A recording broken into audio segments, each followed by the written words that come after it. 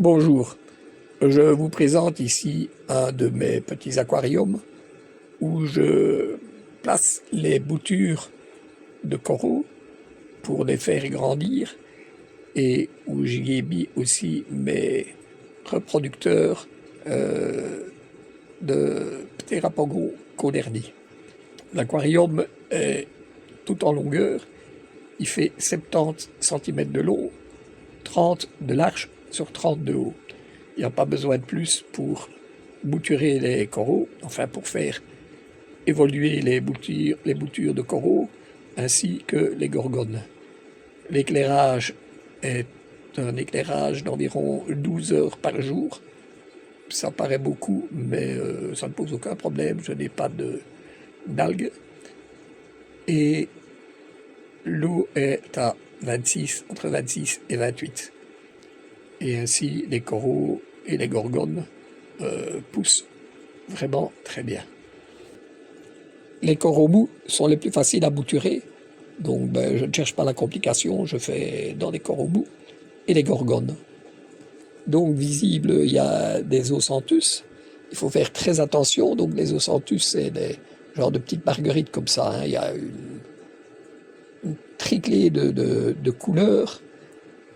Mais une chose qu'il faut faire attention quand on les sépare, il faut porter des lunettes, et même des gants. Ça, les gants, il vaut mieux en porter tout le temps pour travailler avec les coraux, ne fût-ce que pour ne pas se blesser et blesser les coraux. Mais les ossanthus, c'est absolument des lunettes, parce que quand vous les coupez, si vous vous aspergez du mucus interne qu'ils ont, il est hautement toxique et il peut brûler les yeux. Donc méfiez-vous, ou en cas de plaie sur les mains, il peut aussi vous affecter les plaies. Donc c'est un corail dont on ne parle pas souvent de son problème, mais il faut bien le connaître, quoi. Il y a aussi des Xenia pumping. Ça, c'est une fois qu'il se plaît, ça devient quasiment une infection parce que c'est un corail en croûtant qui s'étend vraiment partout. J'en ai déjà qui ont brûlé des pompes de mouvement parce qu'ils avaient poussé dessus et du coup, elle chauffait et les moteurs ont brûlé. Et j'ai aussi du Briarum, qui est aussi un très beau corail, qui est un jaune fluorescent comme ça. Même bataille que le Xenia. Une fois qu'il se plaît, il colonise tout, il pousse partout, sur les vitres, sur les pompes, un peu partout. J'ai aussi en bouture qui sont mises pour grandir des Capnella. C'est un genre d'arbre comme ça. D'ailleurs, son petit nom, on va dire, c'est l'arbre du Kenya. Il existe depuis longtemps dans les tons roses moyens, rose foncé, un peu en allant vers les beiges, les bruns. Et il n'y a pas si longtemps que ça, il y a une variété aussi qui est verte. Et sous un éclairage bleu, il devient vert fluo comme ça. C'est vraiment de toute beauté.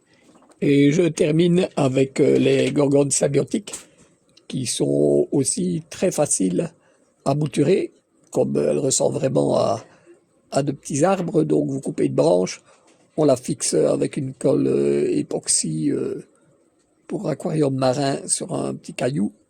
Et une fois bien exposée, elle s'accroche et elle grandit très vite. D'ailleurs, dans mon aquarium récifal standard, donc là où je prélève toutes les boutures de coraux, c'est ainsi que dans les conditions exceptionnelles qu'il y a dans ce grand aquarium, elle pousse entre 5 et 15 cm par mois. Et de ce fait, je sais faire beaucoup de boutures. Vous pouvez remarquer sur la dernière photo un corail appelé Sarcophyton. On l'appelle aussi corail cuir ou corail champignon. C'est aussi un corail mou qui est tout aussi facile à bouturer. On coupe un morceau de la corolle et on la fixe avec un petit morceau de soie biodégradable sur une pierre et dans un courant moyen, après quelques jours, le morceau s'est fixé et avec le temps, il va reformer un nouveau sarcophyton, donc de forme comme un champignon.